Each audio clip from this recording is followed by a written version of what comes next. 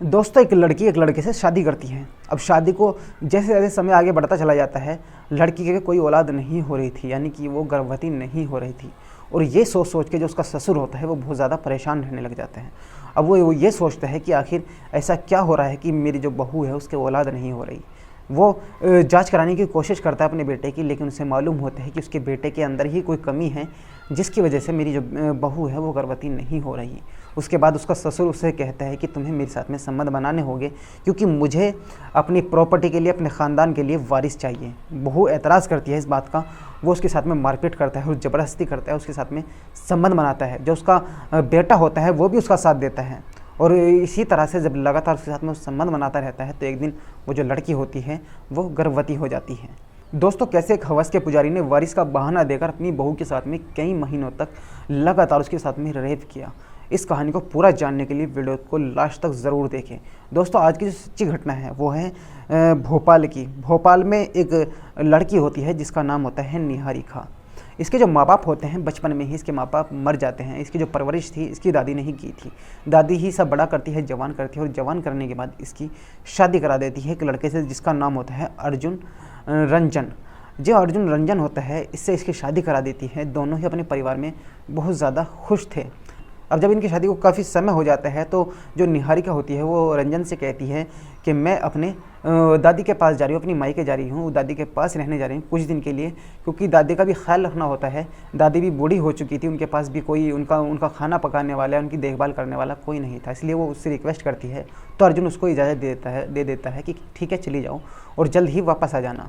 अब जो ये निहारिका होती है पहुंच जाती है अपनी दादी के पास। अब दादी के पास आने के बाद ये वहाँ पर रहने लग जाती है और अपनी दादी का ख्याल रखना शुरू कर देती है। अब ये जो निहारिका होती है इसे एक लड़का पसंद करता है, और ये बात निहारिका भी जानती थी, और वो उसे पहले भी मना कर चुकी थी कि मैं अपने पति के साथ में खुश हूँ और मैं तुम्हारे साथ में नहीं रहना चाहती।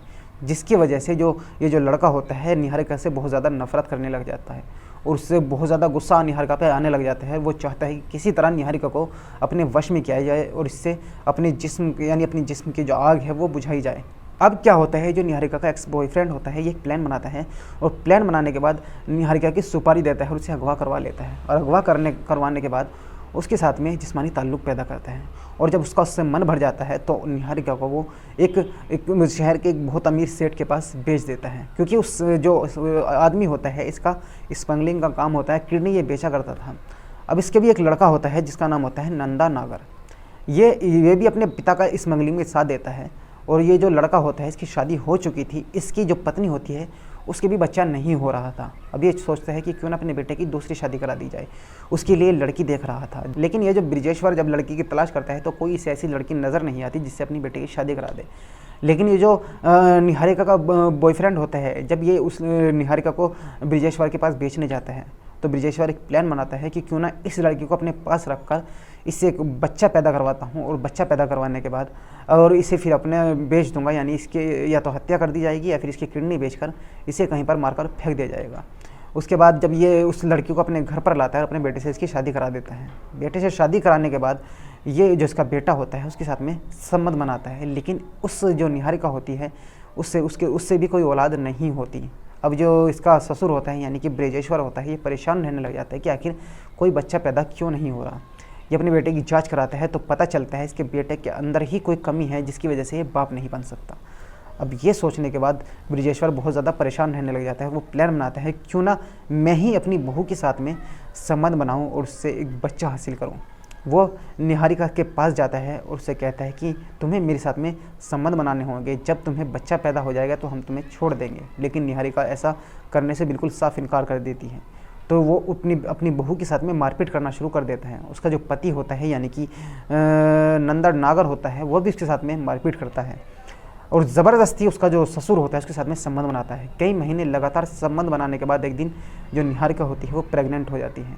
अब एक दिन निहारिका को उल्टी आती है, तो जो इसकी पहली पत्नी होती है नंदा नागर की, वो उसको देख लेती है, और जब उसकी जांच करती है तो पता चलता है कि निहारिका प्रेग्नेंट है। उसके बाद डॉक्टर को बुलाया जाता है, डॉक्टर भी चेक करते हैं कि निहारिका प्रेग्नेंट है। तो अल्ट्रासाउंड कराने के लिए निहारिका जो इसका ससुर होता है निहारिका को डॉक्टर के पास ले जाता है, और वहाँ पर जाकर इसका अल्ट्रासाउंड कराता है।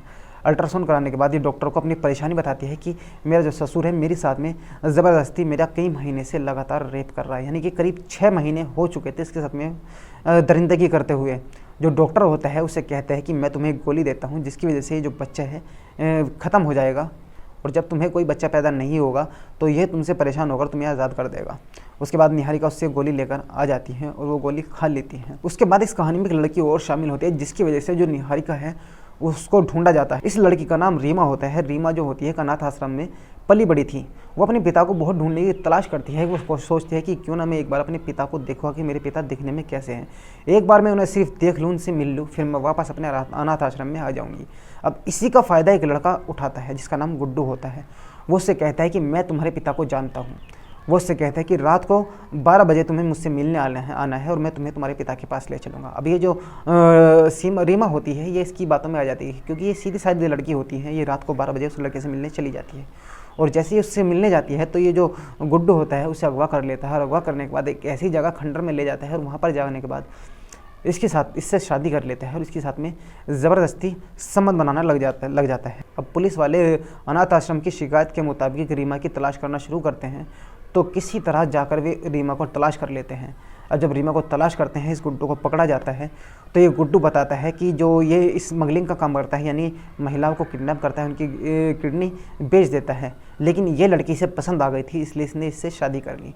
उसके बाद ये जो गुड्डू होता है, पुलिस वाले इससे जब पूछताछ करते हैं तो ये बताता है कि जो मेरा मालिक है, शहर का बहुत बड़ा बिल्डर है, यानी कि जो एक बहुत बड़ा रईस आदमी है जिसका नाम है ब्रिजेश्वर।